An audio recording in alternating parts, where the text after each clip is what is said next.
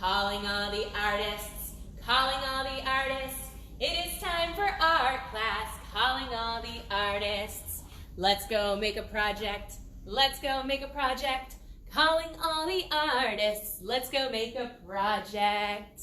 Hi everybody, welcome. I'm so glad you're here today. We are going to have a blast here at Romp and Roll, making some silly art and doing a couple of silly fun movements with our bodies as well. But first, before we get started, we have to sing our hello song. We've got Rompy hanging out behind us right here. So let's start by rocking back and forth, and we're going to sing. Oh, here we are at Romp and Roll, at Romp and Roll, at Romp and Roll. Oh, here we are at Romp and Roll. Wiggle those fingers for me. Get ready for some fun! And fun with Miss Allison, that's me. And fun with Rompy, that's him. And fun with all our friends, that's you. Hi! Oh, here we are at Romp and Roll. Get ready for some fun! All right, now to start off this superhero-themed class, we are going to start off right with a superhero-themed story. Let's call out our backpack and see what Rompy's put in there today. Let's pat our legs and make a beat. You ready? Here we go. What's in the backpack? What's in the backpack? What's in the backpack? Let's all look. Let's see what we have in here today. Okay. Ooh, I love this one. It's called Elliot Jones, Midnight Superhero by Ann Cottringer. Let's see here. Ooh, look at that. I think that might be Elliot. By day, Elliot is quiet. He reads his books. He feeds his goldfish. He watches Mr. Smith wash his car. Elliot is such a quiet little thing, all the grown-ups say. Tick-tock, tick-tock, tick-tock. Ooh. But when the clock strikes midnight, Elliot is a superhero. He hangs out of helicopters. He skis down glaciers. He returns teddy bears to babies. Sometimes the mayor needs Elliot's help. The lions have escaped from the zoo, he cries. They're rampaging through the streets. Luckily, Elliot is an expert lion tamer. He leaps from his bedroom window, races through the screaming crowds. Wow, look at him go. Oh, look at these lions. Oh my goodness. He comes face to face with the lions. He stares into the eyes of the roaring beasts. One by one, Elliot stops them in their tracks. He leads the lions back to the zoo as the crowds cheer. Yay! Sometimes the Coast Guard calls on his services. Help! They shout. A ship is about to crash onto the rocks. Luckily, Elliot is a champion swimmer. He dives into the towering waves, grabs the anchor, and tows the ship to safety as the sailors shout, Hooray! Sometimes the Queen requires his assistance. A criminal mastermind has stolen the royal jewels, announces the royal butler. Luckily, Elliot is an excellent sleuth. He likes to solve problems. He sneaks into the criminal mastermind's secret hideout. He follows the clues, cracks the code, opens the safe, and returns the jewels to the grateful Queen. Tonight, Elliot receives an urgent message from the world's most important scientists. A gigantic meteor is headed this way. It's going to smash into This is Elliot's most dangerous mission ever. Luckily, Elliot has built a meteor-busting rocket launcher just for such an occasion. Unluckily, it's hidden deep in a cave in the Himalayan mountains of Tibet. The only way to get there before the meteor strikes is by supersonic jet. Luckily, Elliot is a skilled jet pilot. Elliot sets off over the Atlantic, down to the Arabian Sea, across to the Himalayas. Clouds are forming over the mountains. Elliot can barely see. Suddenly, a snow-capped peak flashes past his window, and another looms straight ahead. Elliot dips his left wing and swerves just in time. To reach the cave, he must now land on the shortest, most dangerous runway in the world. He grips the controls. The wheels bump to the ground. Screech! Elliot skids to a halt. The sky is blazing with the light of the meteor. Closer and closer it comes. Elliot can see the entrance to the cave far above him. Luckily, Elliot is a highly experienced mountaineer. He scrambles up the cliff face and into the cave. Elliot swings the barrel of the meteor-busting rocket launcher towards the sky. He aims. He holds his breath. He waits until just the right moment. He fires! Kapow! Elliot saves the world from destruction. Hooray!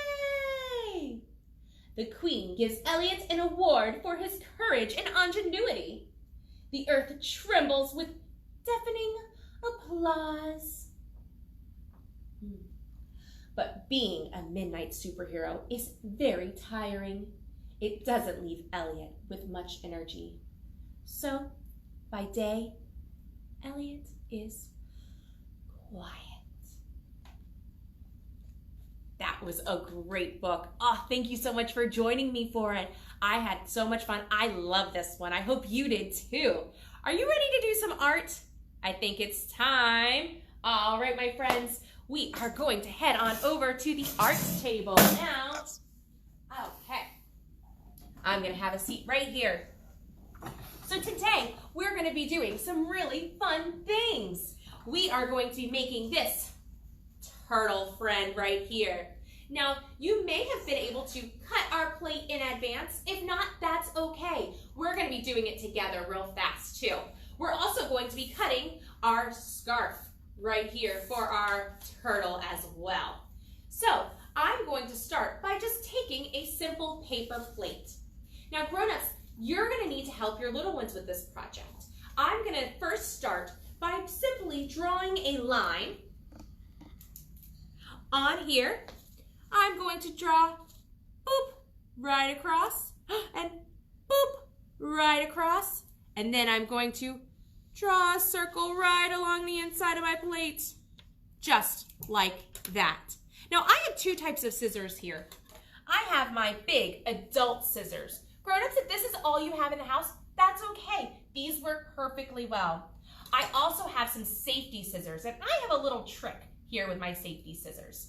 I have a little googly eye glued onto the tip of where the thumb is. The whole point of this is to help our little ones learn how to cut appropriately. Cutting skills are very difficult. Using scissors is a skill that can start around 3 years old. You can begin practicing. However, it typically takes until about 4 or 5 for children to start getting the coordination to make this happen. One of the biggest problems for little ones is just figuring out that they have to hold their scissors up. So that's why we have this little eye to keep up, and they can see that. What our goal is to get our little ones to stick one thumb inside here and then their fingers underneath, and to open and close. Open and close. This is a really, really tough skill, and it does take a lot of practice. That opening and closing is a very coordinated motion. So grown-ups, you may have to help your little ones, or you may have to cut for them with their hands on top of your hands, or their hands and then your hands on top of theirs. Both work very well. So I'm going to start. I'm actually going to use the safety scissors today so that you can see how I am holding my thumb upright, and so you can keep seeing that little eyeball at the top. So I'm going to come over here. I'm going to cut along that line I drew. Cut, cut, cut. And I'm going to say open and close. Open and close. Open and close. Open and close. Open and close. Open and close. And then I'm going to turn, open and close. One more, open and close. Very good. Now I'm going to save this for just a little bit later. All right. Now, grown-ups, this is about the process, not the product. It's always about the process with our little ones. They're learning how to do these things, and we're teaching them how to do it. It doesn't come naturally. It doesn't come easily all the time. We have to introduce it and then practice for us to get better. That's how it always works in life, right? Practice makes progress. So first, I have my head right here. Again, it's okay if it's not perfect. The next thing I'm going to do is I'm going to trim out my scarf. So I could simply copy this, trace this and cut it, but I'm just going to freehand it with you. I'm going to take my bigger scissors for me. I'm just going to cut my scarf the length of my face. So very simply, I'm just going to go across, trim this down. All right, I might need to trim it just a little bit more, and that's okay. I'm going to go down this way, go down this way. All right, and then you'll notice right here on mine, I have a little bloop. I wonder what that bloop is for. Well, let's see here. Let's look at our faces. If we have one eye, that's my eye. There's his eye. We have two eyes right here. Right under here, we have this little area, and then we have a mouth. Here's my mouth. What's in between my eyes and my mouth?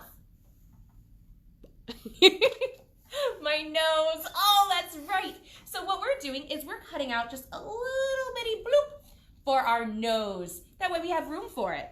So I'm going to take my piece of paper right here, and I'm just going to simply trim a little nose area. Boop. Perfect. All right. So now that I have that, I'm also going to cut this little scarf part. Now this again is simply can be done free-handed. It doesn't have to be done perfectly. There is nothing wrong with just practicing. Now grown-ups, if your little one's older, you can trace for them and then they can try cutting it out on their own with your assistance. Or if you just want to really quickly go ahead and trim, trim, trim, make some fun wiggly shapes. Again, nothing needs to be perfect. We're just getting this scarf going in the wind. Here we go, here we go, here we go. Boop, ha-ha. All right, so now I've got my scarf for my eyes, to cover my eyes, because every superhero needs a good costume. All right, and next I'm going to cut out some circles for our eyes. I have this extra plate. If you have white paper, you're welcome to use that. I'm just going to use my leftovers here. I'm just going to simply cut some circles out. It is okay if they're not even, and if you don't want to cut out circles, because they can be a little more challenging, you can use anything like googly eyes or buttons. You could even just draw circles on it. That works too. Again, art is about the process, not the product, and you can always find something to learn while you're doing it. So if you're just drawing circles, have your little one help you. Have them draw the circles. Work with them on it. Okay. All right, so I've got all my pieces now. I've got two eyes, 1, 2. I've got my scarf pieces, and I've got my head, my turtle head. We're making a turtle today because turtles are my favorite animal. All right, so we are going to take our plate, lay it down, and I'm going to start gathering all of the pieces that I need, all of my supplies. Now I also have a couple of different things over here. I've got some paint. I decided to use green paint because my turtles are green. I can also use a small paintbrush. I have a craft paintbrush. You can get these at any craft store. You probably have some maybe even in your garage, or even a sponge to hop with. I've also got some crayons right here and some markers. Now, whichever ones you have, please work with. I know that not everyone has the same art materials at home, which is why I have a variety of them out. On my example here, I used crayons to color, I used markers to color, and I painted as well. So what I'm going to do today to start off is I'm going to give this a little bit more detail. I'm going to start by grabbing a few shades of green. I'm going to start with a green marker, and I'm going to draw some circles on the top of his head, just to give him a little bit of depth so that it looks like his head has some texture to it. So I've got one circle here, I've got one, I'm going to color it all the way in. Maybe I'll do another one, a tiny, tiny circle. Let's see, what else can I do? Here we go, kind of looking like scales. Well, that's a very similar green. Very, very similar. Let's see here, do I have a different shade of green? Oh, what about this one? Ooh, now if I wanted to, I could make this even more fun by changing up the shapes, not just doing circles. Why not do some squares to practice our shapes? Some squares, I'm gonna color them in. All right, next, I'm gonna use some crayons to add more texture to our project. This time, I'm gonna see what I can do about drawing some straight lines. So grown-ups, our little ones, when they're learning how to hold pencils, when they're learning how to color, when they're learning all of these pieces, they're going to learn it in stages, and that's exactly what we want. So this art isn't going to look the same for every single child, and that's exactly what we want. So I'm going to try by just drawing some straight lines. I'm gonna take my crayon in my hand and I'm gonna go down. Whoop, whoop, whoop, whoop. And then I'm gonna go the other way, making some crisscrosses. Whoop, whoop, whoop, whoop. Nice. Maybe over here I might do some full coloring. I might just go wiggle, wiggle, wiggle, wiggle, wiggle, wiggle, wiggle. Or I might do some, whoa, big colors. Now grown-ups, with our little ones, you'll notice if they're just starting out with their art, they may only be coloring what's right in front of them. They may need your assistance to turn it around so that they can get to the side that's closer to them. All right, now that I've done some crayons, I've done some markers, I'm gonna go ahead and move on to some paint. First, I'm gonna use my sponge to hop, hop, hop, hop, hop, hop, hop, hop. Oh, I like hopping. Hop, hop, hop, hop, hop. Now, the paint may cover up the markers. That's okay. They may cover up the crayons. That's okay. Again, grown-ups, it's about the process, not the product. So it is all right, the fact that you have different layers that you may not see all the time under this art. It's about the little ones learning how to color, how to use each utensil, and just getting a chance to explore and play. There's no wrong way to do art. All right, so now that I've got everything all colored in, I've got my green head going on, I'm gonna use some glue. Oh, I love glue. So I have two different types of, I have glue right here, but I have them in two different forms. I have a glue bottle. Grown-ups, I love glue bottles. They are challenging to use though, because you'll notice that your little one will want to open this up as wide as possible and then squeeze a puddle of glue down. That's okay if that's what you want to do. However, if you may want to moderate that a little bit, one tip you can use is just by closing it so that there's more pressure on it. They have to squeeze really tight to get some drops out. So I'm going to do that.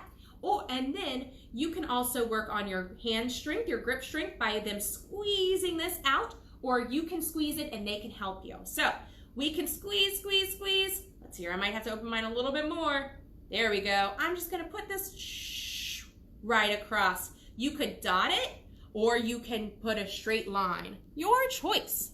All right, So now I've got my mask. Here comes that superhero mask. I'm gonna put it on. Oh, looks like I got some glue on my nose. That's okay. No big deal. I'm gonna try wiping a little bit off with this paintbrush that I have. There we go. Ha-ha! Nice and clean. All right, get some more glue. Now this time I want to show you how to use a glue cup. We just have these little cups. You can use baby food containers if you'd like. We're gonna take our paintbrush, dip it in the glue. You can use a Q-tip if you don't have a paintbrush as well, or any type of, anything like a fork works as well. So here we go, we're gonna do this. Take the end of our scarf, stick it on there. All right, so here we're gonna do something else. I'm gonna be working on targeting with our little ones. So grown-ups, what you're gonna do is take your glue, put it, boop, in one little dot. Our little one's goal is to pick up, using their fingers, pick up their circle and place it right on there. Now, if your little one's a little bit older, you can give them the freedom to figure out where those eyes are supposed to be. We want them to also learn, oh, this is where an eye goes. So if that eye ends up on their turtle's cheek, that's okay. Sometimes it'll end up here, sometimes it'll end up there. It's all about facial recognition and spatial awareness. They're working on those skills right now. So I'm gonna put this right here. Ta-da! I've got eyes. My eyes are a little big. That's okay. I'm gonna take a black marker and I'm gonna just draw some circles for my eyes. And then I'm going to draw a great big smile. There we go. Look at that. I hope you had fun making this turtle with me. I think he looks super, that's for sure. I would love to see your turtles. If you make one, please send me a picture. I want to see, I want to cheer you on. There we go. I'm gonna put that down for now. All right.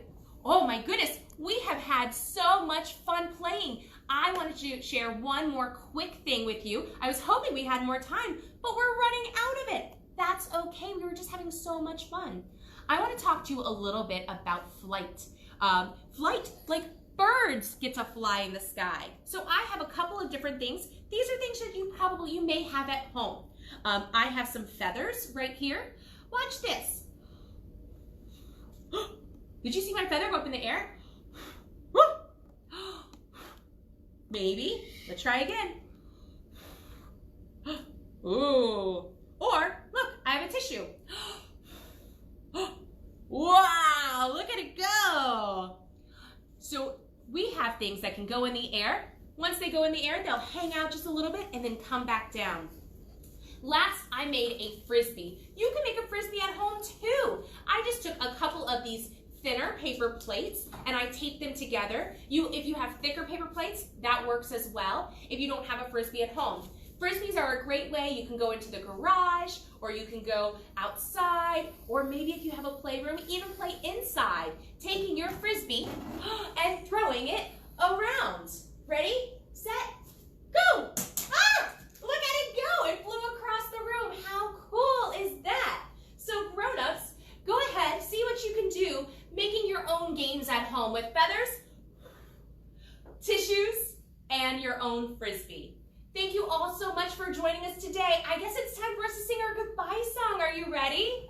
Let's take our little hands and go clap, clap, clap, clap, clap, clap, clap, clap, clap. Let's take our little hands and go clap, clap, clap, clap, clap, clap.